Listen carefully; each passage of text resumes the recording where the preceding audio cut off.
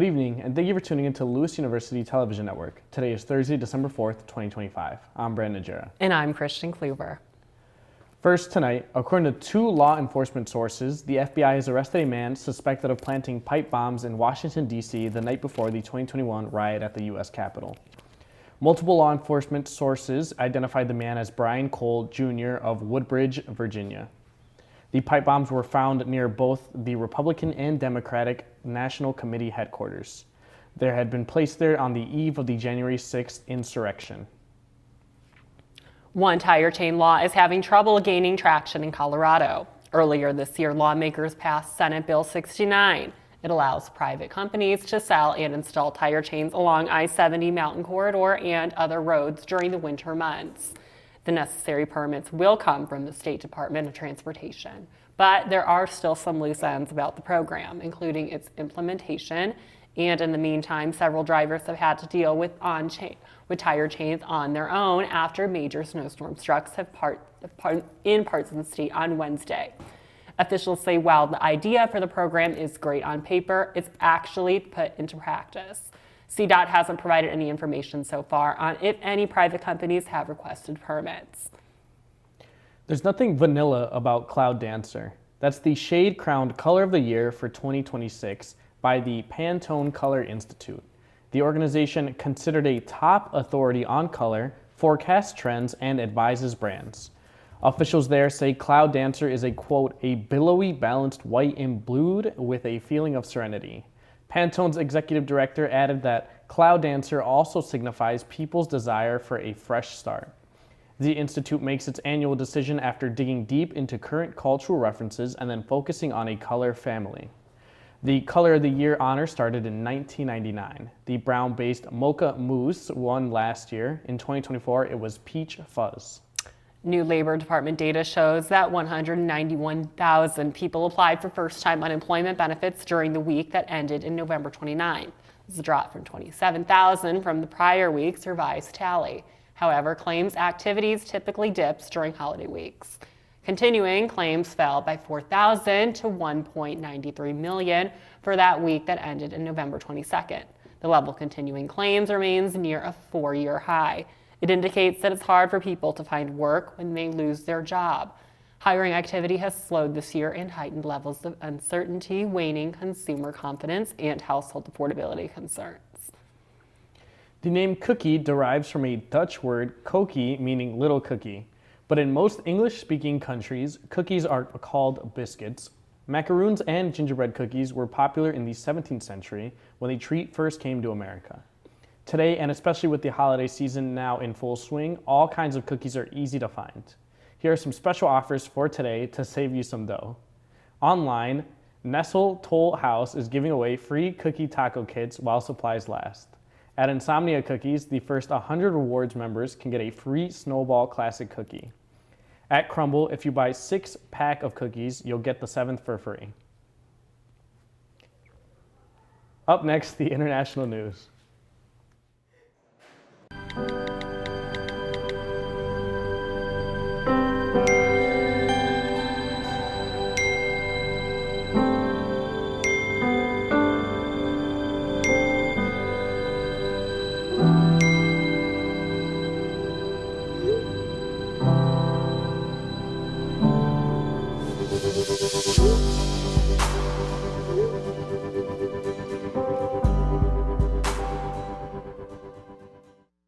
There's so many rewards in life. You coming into our home was one of the greatest rewards we could have ever had. You know, it took 20 years and I got my third child who was 17 at the time. It's so cool to watch the adult that you've become, and you really have done as much for us as you think we've done for you.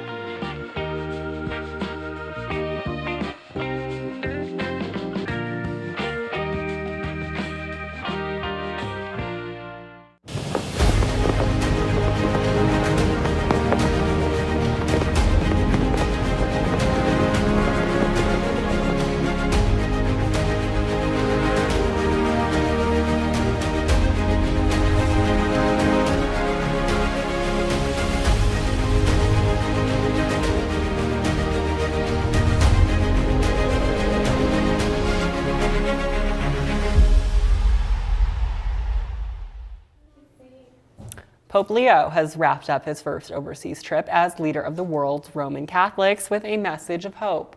In Beirut's port, Pope Leo tries to comfort the relatives of those killed 5 years ago in the massive blast there on the 4th of August 2020 that killed more than 240 people. The push for accountability for the blast has gone nowhere. Pope Leo's trip to Lebanon has been crammed with events and meetings everywhere he went. The reception was emotional. His visit culminated with a mass attended by tens of thousands on Beirut's waterfront. The suspension of flights connecting Spain with Venezuela has left more than one passenger in a delicate situation. Some have decided to change their ticket to a future date, but not everyone has the ability and means to wait any longer. That is how some have been forced to stay at the facilities of Madrid Airport waiting for good news to arrive. They haven't been able to embark on their airplanes back to Caracas due to different recommendations from the European Union and the Spanish aviation security agencies that have recommended the airlines not to cover this distance. Due to the increased military activity on the Caribbean, a group of travelers went to the Venezuelan embassy in the Spanish capital to try to negotiate with the authorities a solution. Dua Lipa is bringing more than her hits on the Radical Optimism tour. The singer opened a pop-up taco stand in Mexico City where she's performing 3 different shows this week. Taqueria La Dua features specialty items inspired by her music, such as pork rind, houdini taco, and training seasoned water infused with cucumber and lemon. Registered fans can get a taste of Dua Lipa's menu until Friday. Tanzanian President Samia Suluhu Hassan publicly defended the country's security forces after they were accused of killing hundreds of unarmed protesters during demonstrations that followed Tanzania's disputed October election. She claimed that the protesters were part of a plot to overthrow her government and argued that the force used by police was proportional. The opposition party, Chadema, says more than 2,000 people were killed, though the government dismisses the figure as exaggerated and has refused to release an official death toll. Instead, officials have emphasized property damage caused during the unrest.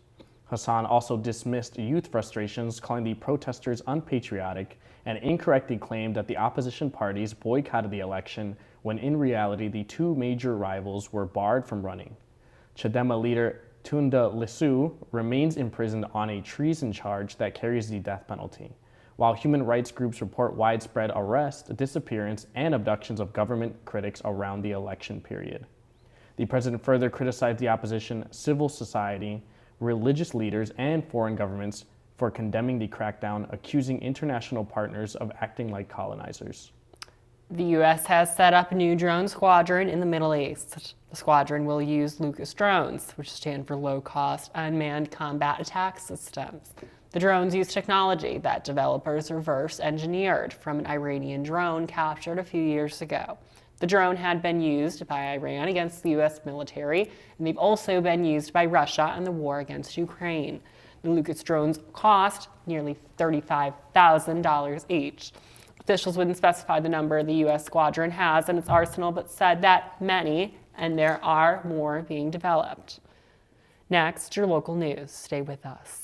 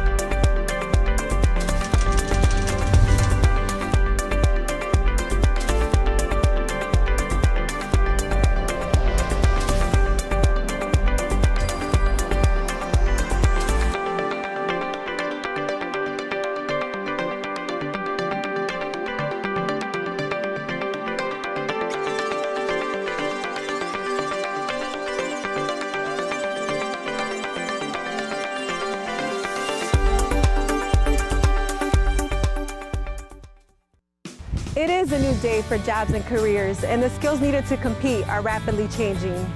This is why more students are choosing Lewis University. Lewis prepares you for emerging opportunities in some of the most highly sought after fields. Higher education is the most crucial investment you can make in your future. Lewis provides you with a lasting education that will launch you towards success today and strong, growing careers of tomorrow. Begin an education that will pay dividends for a lifetime. Learn more at lewisu.edu.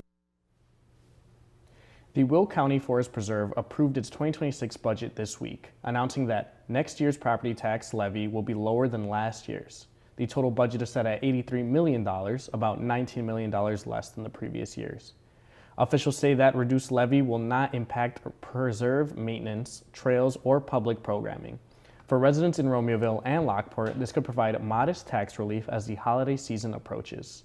The decision was finalized at the board's November 13th meeting and released to local media this week.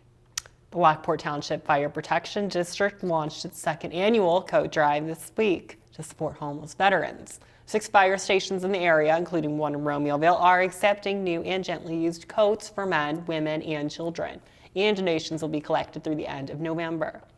As temperatures continue dropping, organizers say that the goal is to help as many veterans as possible before winter fully sets in.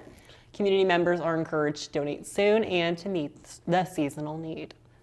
The Lockport Police Department began its holiday traffic enforcement campaign this week, supporting the statewide Click It or Ticket and Drive Sober or Get Pulled Over initiatives. Officers will be watching for impaired driving, distracted driving, speeding, and seatbelt violations through December 2nd. The department is urging residents to plan safe rides for holiday gatherings and to buckle up for every trip. Officials say Thanksgiving week is one of the busiest and most dangerous times on Illinois roadways. The campaign aims to keep local families safe during travel season. Romeoville officials announced that this week that the Sitco refinery has not had any reported benzene emission violations recently. The update came after residents raised air quality concerns during a village board meeting. The Illinois EPA confirmed, though, that there were no reportable emission events and that local leaders say that they will continue monitoring data closely. The announcement was intended to address community worries and maintain transparency. Officials encourage residents to reach out with questions or health concerns. Up next, entertainment with Michelle Stowe.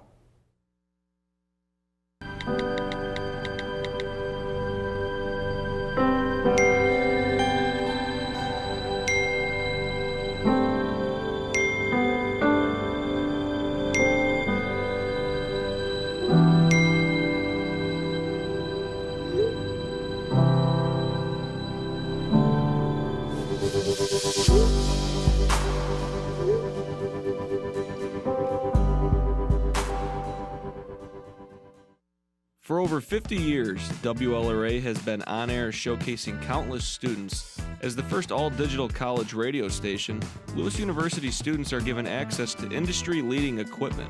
Equipment that commercial stations utilize, equipment that creates, and equipment that brings radio to life. I like WLRA because it gives me the opportunity to get experience with news broadcasting and working with radio. Stop by De La Salle 210 or at WLRA Radio to get started on your radio career.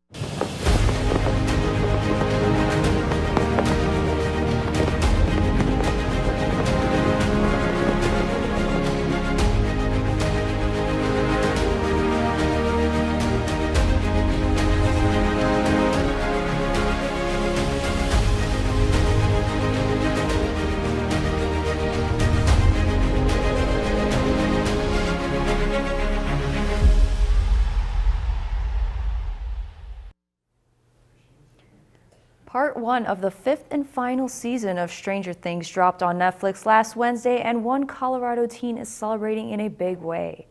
Jared Misner, a self-proclaimed 10 out of 10 fan, transformed his family's home into an elaborate display inspired by the show's Upside Down. His setup includes detailed props like PVC pipe, monster arms, modeling clay teeth, and even a recreation of Max suspended from the roof. Jared's parents say the display has become a nightly attraction, drawing dozens of cars and plenty of curious fans. Visitors say their favorite parts range from a giant Demogorgon to the show's iconic alphabet wall. The display will stay up through New Year's Eve when the final episode is set to premiere. Jury deliberations are underway in Miami in Megan Thee Stallion's defamation lawsuit.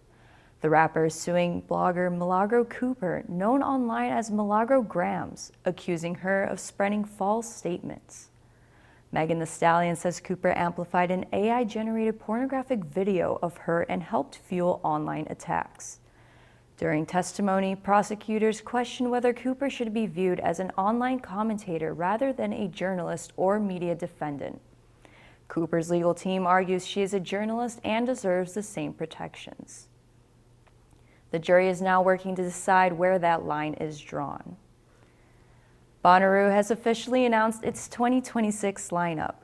Headliners for the Tennessee Music Festival include Skrillex, The Strokes, Noah Kahan, and other performers set to take the stage are Kesha, Vince Staples, and Youngblood. The 4-day event in Manchester kicks off Thursday, June 11th. Tickets go on sale this Friday with several purchase options available.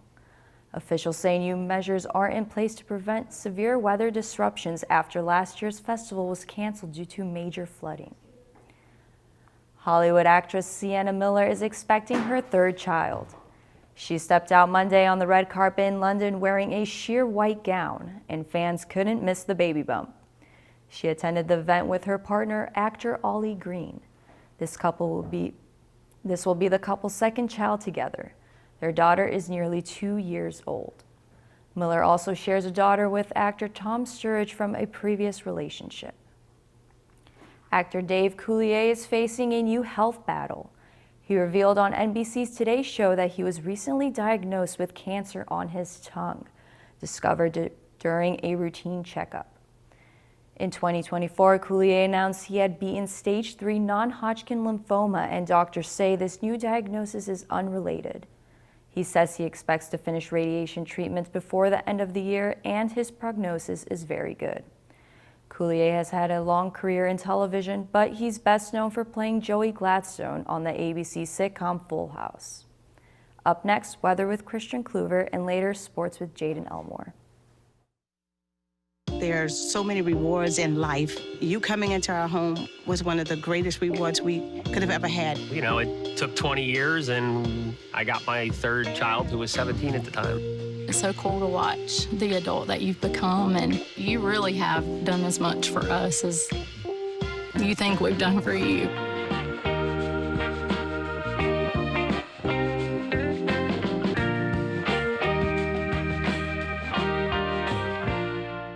For over 50 years, WLRA has been on air showcasing countless students. As the first all-digital college radio station, Lewis University students are given access to industry-leading equipment.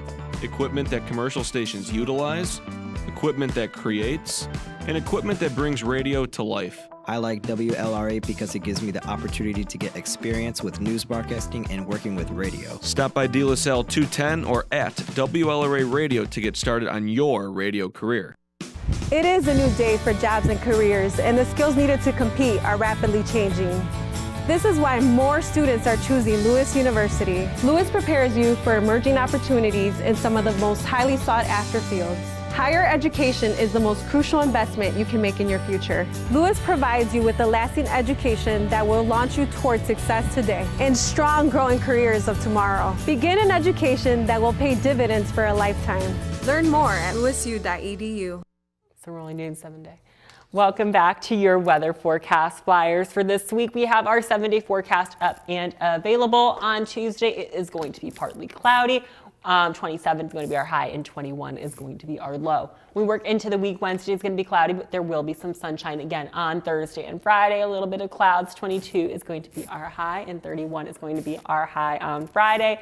Heading into the weekend, same thing. We will have a little bit of sunshine, but it will also be partly cloudy. 31 is going to be our high on Saturday, and 32 will be our high on, 32 will be our high on Saturday, and 30 will be our high on Sunday. Expect a little bit more snow on Sunday to fall, but then same thing on Monday. We will be back to partly sunny again, so hopefully that will start to melt down a little bit, and our high is going to be 29 on Monday. That is all for our weather forecast this week. We are going to pass over Jaden Elmore with sports. Serena Williams is taking a key step required for any athlete considering a comeback, even though she maintains she's not returning to professional tennis. The 44-year-old now appears on updated October 6th list from the International Tennis Integrity Agency, showing she's back in the international testing pool, required for a return to competition.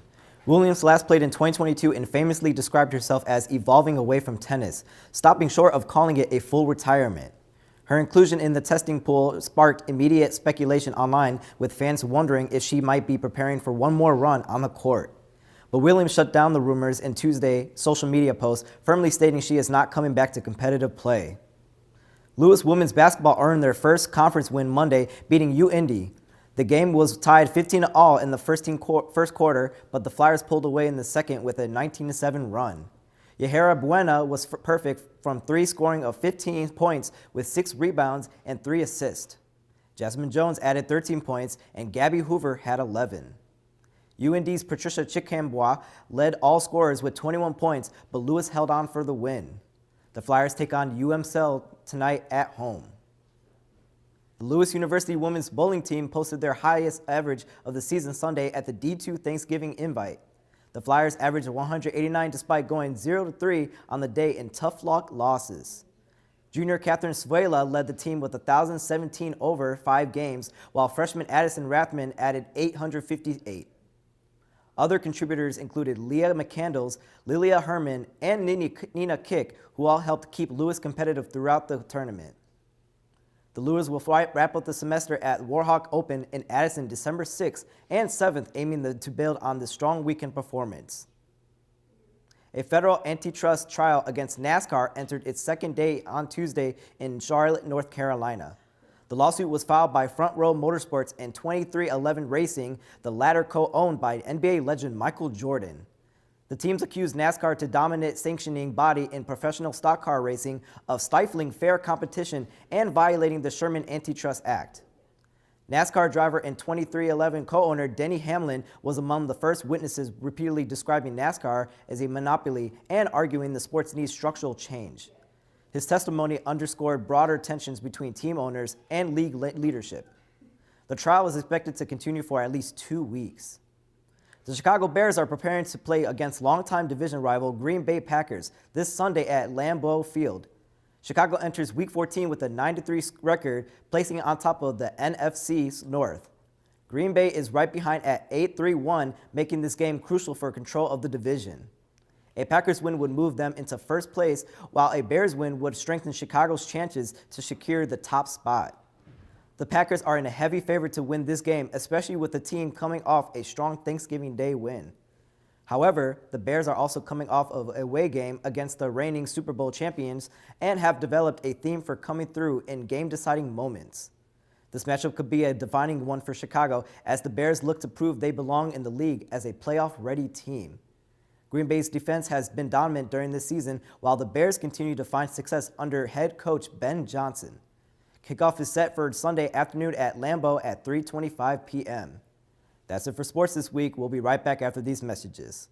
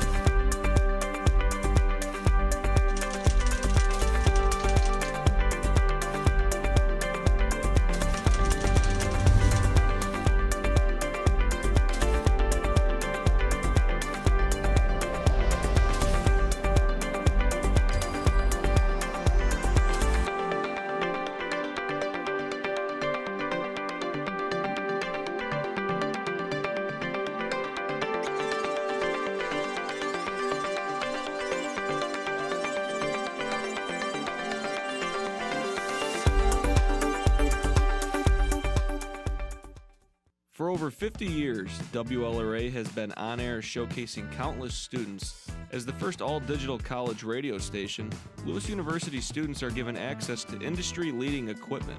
Equipment that commercial stations utilize, equipment that creates, and equipment that brings radio to life. I like WLRA because it gives me the opportunity to get experience with news broadcasting and working with radio. Stop by De La Salle 210 or at WLRA Radio to get started on your radio career.